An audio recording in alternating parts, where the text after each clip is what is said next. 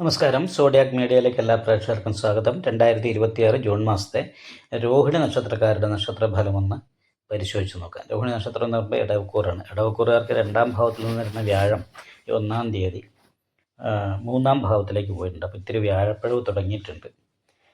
12ാം ഭാവത്തിൽ ചൊവ്വ സ്വക്ഷേത്ര ബലവാനാണ്. സർവാഭിഷ്ടസ്ഥാനത്താണ് ഭാഗ്യാധിപതിയായിരിക്കുന്ന ശനി നിൽക്കുന്നത്. മറ്റ് ഗ്രഹങ്ങളുടെയൊക്കെ ഇഷ്ടഭാവസ്ഥിതി ഉണ്ടെങ്കിൽ പോലും 10ാം ഭാവത്തിൽ രാഹു നിൽക്കുന്നത് കാരണം കൊണ്ട് തൊഴിലിൽ ഇടയ്ക്കിടയ്ക്ക് ചെറിയ മുടക്കങ്ങൾ ഉണ്ടാകാൻ സാധ്യതയുള്ള ഒരു മാസമാണ്. അതുപോലെ തന്നെ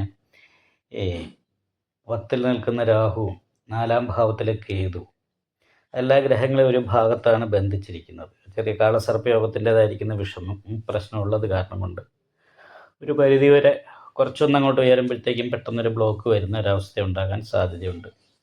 അതിൽ കാലിൻ്റെ മുട്ടിന് വേദന, കൈകൾക്ക് വേദന പോലെയുള്ള കാര്യങ്ങൾ, വീട്ടിൽ നിൽക്കുമ്പോൾ സന്തോഷിക്കുമ്പോൾ പെട്ടെന്ന് ടെൻഷൻ ഉണ്ടാകുക. അതുപോലെ തന്നെ ഹൃദയ സംബന്ധമായിട്ട് രോഗങ്ങളുള്ളവരൊക്കെ പ്രത്യേകമായിട്ടൊന്ന് ശ്രദ്ധിക്കേണ്ട ഒരു സമയം കൂടിയാണ്.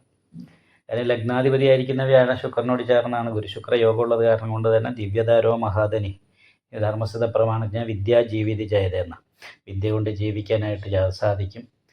അതുപോലെ തന്നെ പഠിച്ച വിദ്യയ്ക്കനുസരിച്ചുള്ള തൊഴിൽ കിട്ടുക, ദാമ്പത്യ സംബന്ധമായിട്ട് സുഖം അനുഭവിക്കുക, ഭാര്യ കുടുംബക്കാരിൽ നിന്നൊക്കെയുള്ള അനുകൂലമായ ഗുണഫലങ്ങൾ അനുഭവിക്കാനിട വരിക, ഇങ്ങനെയുള്ള കാര്യങ്ങൾക്ക് യോഗമുണ്ട്. മാത്രമല്ല 2ാം ഭാവത്തിൽ സ്വക്ഷേത്ര ബലവാനായിട്ടാണ് ബുധൻ നിൽക്കുന്നത്.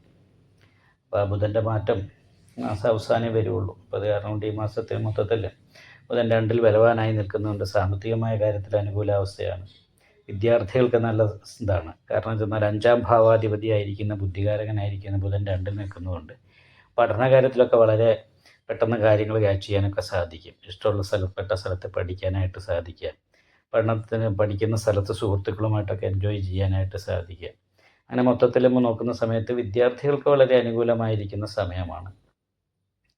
തൊഴിൽ അന്വേഷിക്കുന്നവരെ സംബന്ധിച്ച് കർമാധിപതി ലാഭസ്ഥാനത്താണ് നിൽക്കുന്നത്. മീനൻ രാശിയിലായത് കാരണം ജലചരധനഭോക്ത എന്ന് പറയുന്ന യോഗമാണ്. വീട് വിട്ട് നിന്നിട്ട് തൊഴിലെടുക്കാൻ യോഗമുള്ള സമയം. അപ്പോൾ വീട് വിട്ട് നിന്നിട്ട് വിദേശത്തൊക്കെ തൊഴിലെടുക്കുന്നവരെ സംബന്ധിച്ച് വളരെ അനുകൂലമായ സമയമാണെങ്കിൽ പോലും സ്വന്തം വീട്ടിൽ നിന്ന് ചെയ്യുന്നവർക്ക് അത്ര ഗുണം പറയാൻ പറ്റില്ല. കാരണം 4ാം ഭാവത്തിൽ കേതുവാണ്. അപ്പോൾ 4 പാപയോഗം വന്ന വീട്ടിലെ കുടുംബസുഖം അനുഭവിക്കാൻ സാധ്യത കുറവാണ്.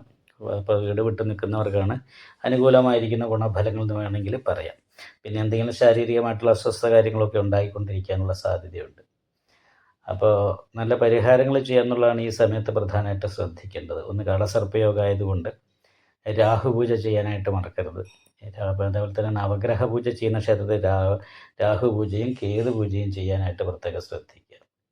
വ്യാഴം പാപജയസ്ഥാനത്തേക്ക് മാറിയതുകൊണ്ട് വിഷ്ണു ക്ഷേത്ര നെയ്വിളക്ക്, ഭാഗ്യസുക്താർച്ചന മുതലായിട്ടുള്ള വഴിപാടൊക്കെ ചെയ്യുന്നത് നല്ലതാണ്. എന്തായാലും നിവർത്തി സ്ഥാനാധിപതി 12 നിൽക്കുന്നുണ്ട്. വീട് വിട്ട് അന്യദേശത്താണ്.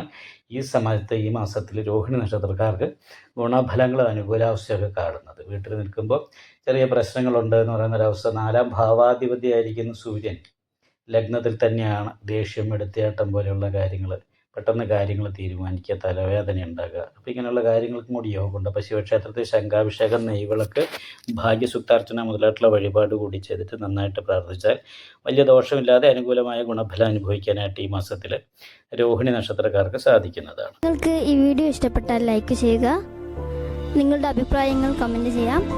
ജ്യോതിഷവുമായി ബന്ധപ്പെട്ട കൂടുതൽ കാര്യങ്ങൾ അറിയാൻ ഈ ചാനൽ സബ്സ്ക്രൈബ് ചെയ്യുക. ഞങ്ങളുടെ ഓൺലൈൻ കൺസൾട്ടൻസി നമ്പർ താഴെ ഡിസ്ക്രിപ്ഷൻ ബോക്സിൽ കൊടുത്തിട്ടുണ്ട്. ആവശ്യമുള്ളവർക്ക് കോൺടാക്റ്റ് ചെയ്യാവുന്നതാണ്.